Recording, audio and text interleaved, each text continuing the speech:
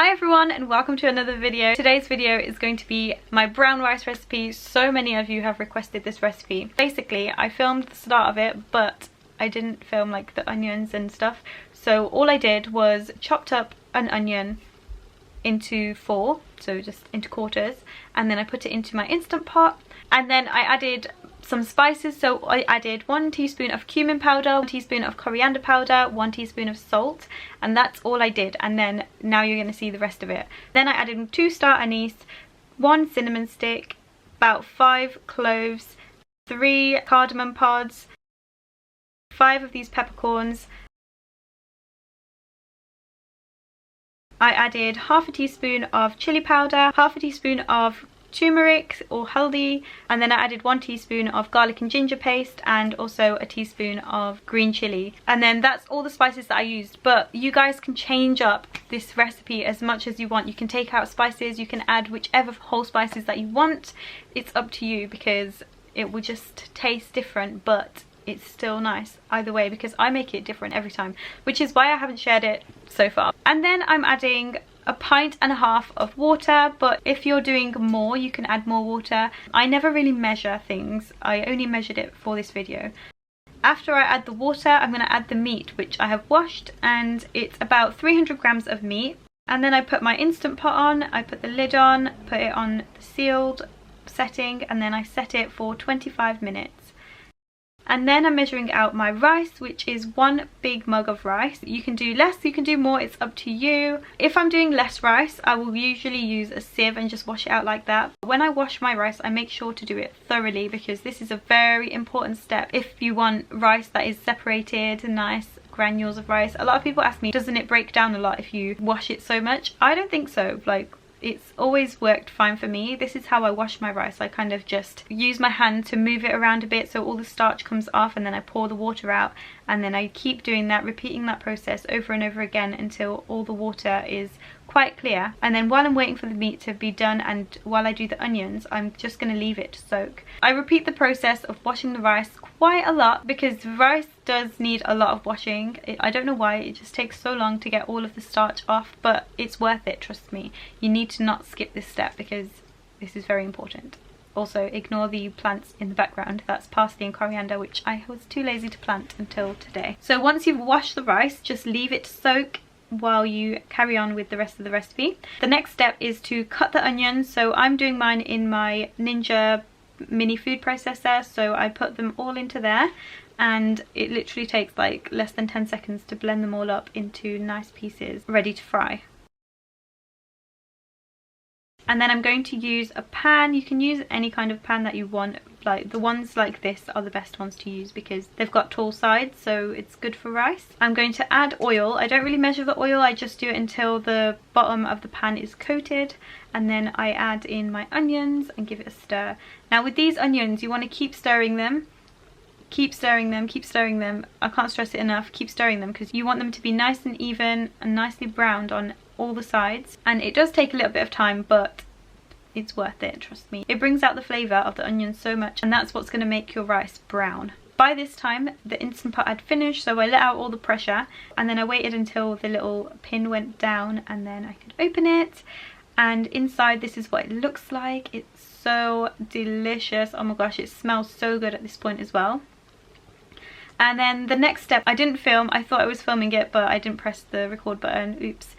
But all I did was got a bowl and a sieve, and then I poured all of what was in the Instant Pot into the sieve so that it would catch all the big bits, like the meat and the onions and the whole spices.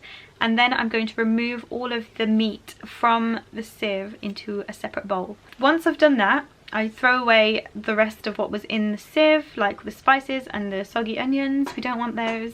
And then the next thing I'm going to do is measure out my water. And because I used 1 of these mugs, I'm going to use the same mug to measure 2 mugs of this water, like the stock that we created with our spices, onions and meat. So I'm going to put that into a jug ready to add. Just find it easier that way, you don't have to faff around later on with the mug.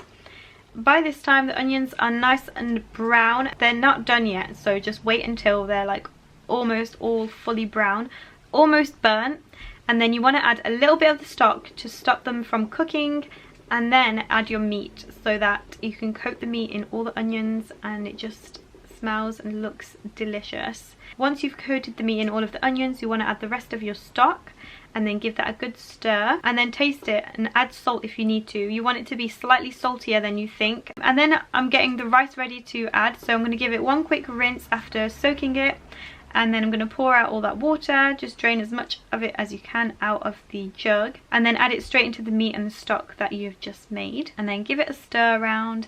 Let all of the rice and the meat incorporate, let that come to a boil. And also you want to turn on your oven at this point onto 150 degrees. You could do it earlier if you want to, but I just don't bother. And then you want to cook it on high or medium until the rice is half cooked, and that way the meat will distribute evenly throughout the whole of the rice dish. And then I'm going to cover it with a pan lid. This isn't the pan lid that came with my pot, but I can't find it anywhere, so I'm using this one. I'm putting foil around it so that there's no air escaping, and then I'm going to stick that into the oven and just let that cook for about 15 to 20 minutes. Now that that's in the oven, I'm going to make my cucumber raita. I don't know, some people call it that, some people call it something else, I don't even know. Basically it's yogurt and cucumber. To this you can add some tomatoes chopped up small, or carrots, but I just wanted cucumber. So I just chopped up the cucumber really small. You can do it bigger if you want. Then I'm going to add some yogurt, some salt and some cumin. You can add as much or as little as you like, just keep tasting it. That's what I do, just keep adding a bit and tasting it. So about 20 minutes later, the rice is coming out of the oven. Checked on it to see if it was cooked. It looked perfect, so I just fluffed it up a little bit so that all the steam would come out.